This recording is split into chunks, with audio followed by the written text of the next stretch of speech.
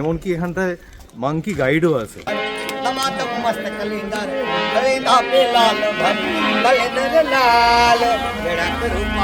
জয়পুরে হোটেল গাঙ্গুরে এসে উঠেছি বেশ কয়েকটি দিন হয়ে গেল। যারা আগের ব্লগ দেখেছো তারা তো জানোই। এখন তোমাদের সাথে শেয়ার করব সকালের জলখাবারে কি কি রয়েছে সেটাই। তার আগে আমি আমার পরিচয় পর্বটি সেরে নিই। নমস্কার দর্শক বন্ধুরা, আমি পিয়ালি চলে এসেছি পিউভি ব্লগ চ্যানেল থেকে। বড়দের প্রণাম এবং ছোটদের ভালোবাসা জানিয়ে আজকের ব্লগটি শুরু করছি। সকাল সকাল ঘুম থেকে উঠে তাড়াতাড়ি ফ্রেশ হয়ে নিচে চলে এসেছি, কারণ খুব তাড়াতাড়ি ব্রেকফাস্ট সেরে আমরা বেরিয়ে যাব আজকে আবারও একটি নতুন ডেস্টিনেশনের উদ্দেশ্যে।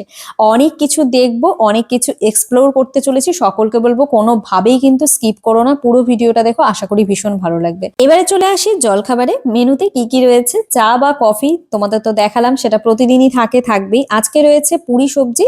প্রতিদিন কিন্তু ব্রেকফাস্ট এখানে মেনুটা চেঞ্জ হয়। আজকে রয়েছে পুরি সবজি, পোহা, পকোড়া, সস, এই সমস্ত কিছু। ব্রেকফাস্ট সেরে এখন কিন্তু বাইরে দাঁড়িয়ে আছি। তার কারণটা বলি, তোমরা যারা আমার চ্যানেলে নিয়মিত দর্শক বন্ধু তারা তো জানোই যে আমরা গাড়ি নিয়ে এসেছি রাজস্থান ভ্রমণে।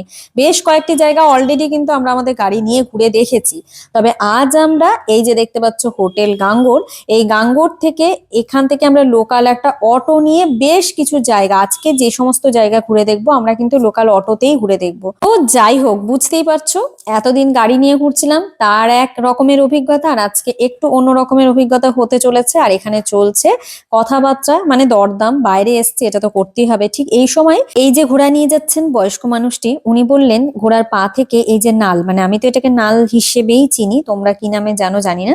তো যাই হোক, এটা নাকি বাই করলে, ওনার কাছ থেকে কিনলে সৌভাগ্যবতী হওয়া যাবে, ভাগ্যের একটা পরিবর্তন হয়। ওই যে কথায় আছে না, বিশ্বাসে মিলাই বস্তু তর্কে বহুদূর, তাই আমি তর্কে যেতে চাচ্ছি না।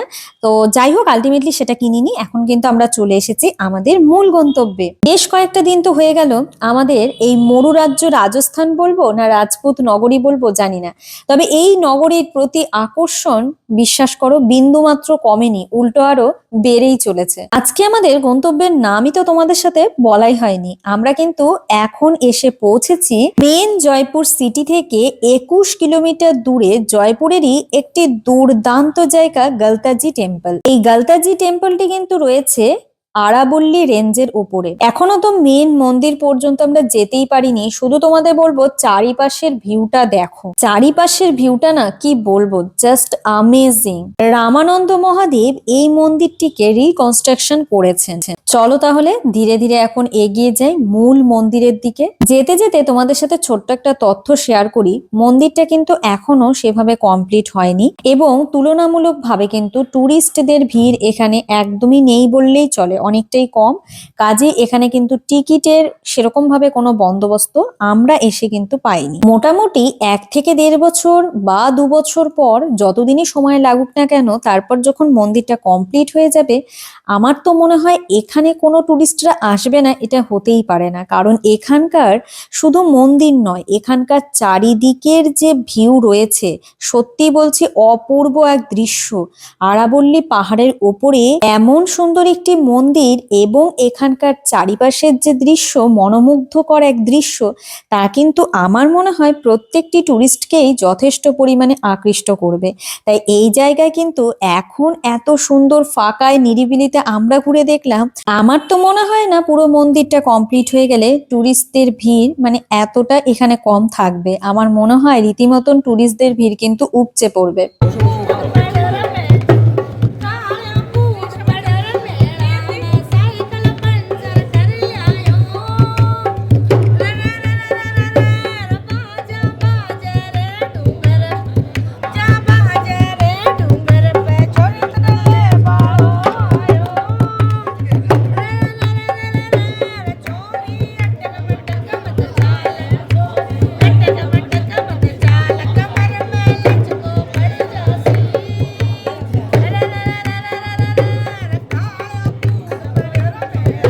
এখন তোমাদের দেখাবো মাঝখানে এই দেখো সবুজ রঙের যে একটা কুণ্ড দেখতে পাচ্ছ, এই কুণ্ড কিন্তু গলতা কুণ্ড নামেই পরিচিত এবং এখানে কিন্তু এটি একটি পবিত্র কুণ্ড। মানে এখানে পুজোর সময় কিন্তু এই কুণ্ডে সবাই স্নান করে তারপরেই কিন্তু পুজো দেয়।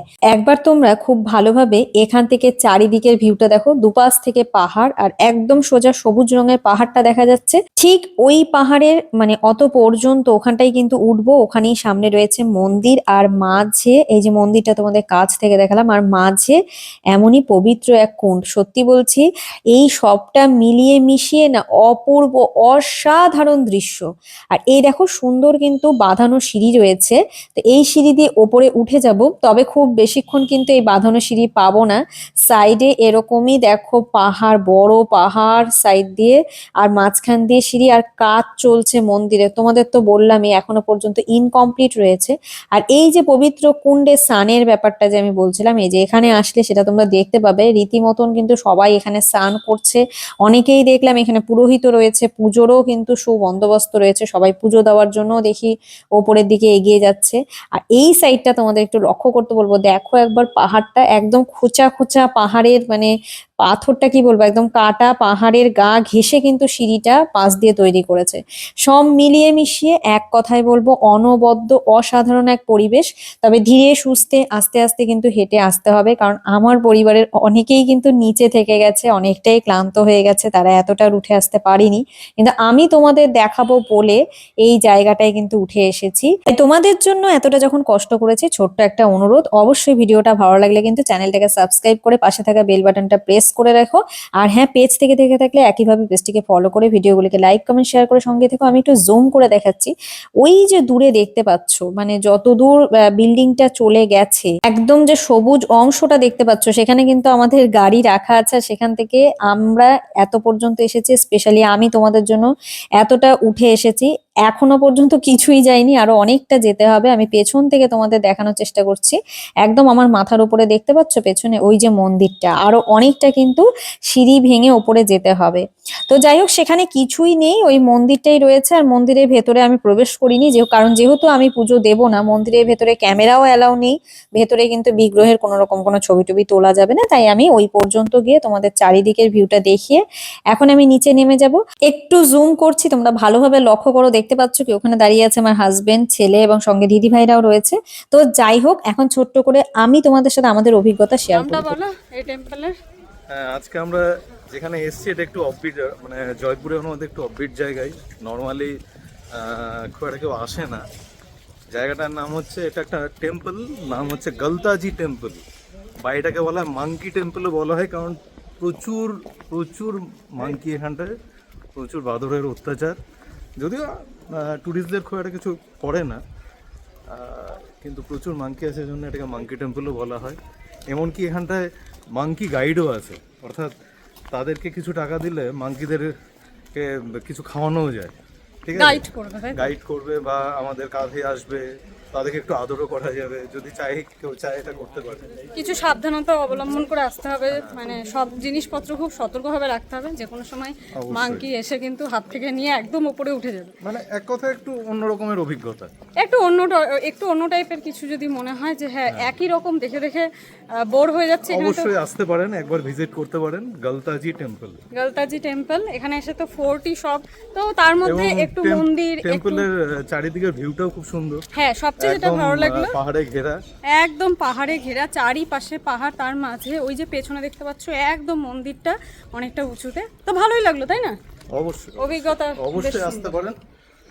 গলতাজি টেম্পল ছেড়ে বেরিয়ে যাচ্ছি আমরা আবারও নতুন কোনো গন্তব্যের উদ্দেশ্যে। খুব তাড়াতাড়ি তোমাদের সাথে নিয়ে আসবো সেই নতুন জায়গার নতুন সব অভিজ্ঞতা। আশা করছি আজকের এই ব্লগটি তোমাদের বেশ ভালো লেগেছে। ভালো লাগলে সবাইকে বলবো সকলেই কিন্তু অবশ্যই চ্যানেলটিকে সাবস্ক্রাইব করে পাশে থাকা বেল বাটনটা প্রেস করে রাখো। আর সকলেই সুস্থ থেকো, ভালো থেকো, অবশ্যই পিউপিউ ব্লগ চ্যানেলের সঙ্গে থেকো।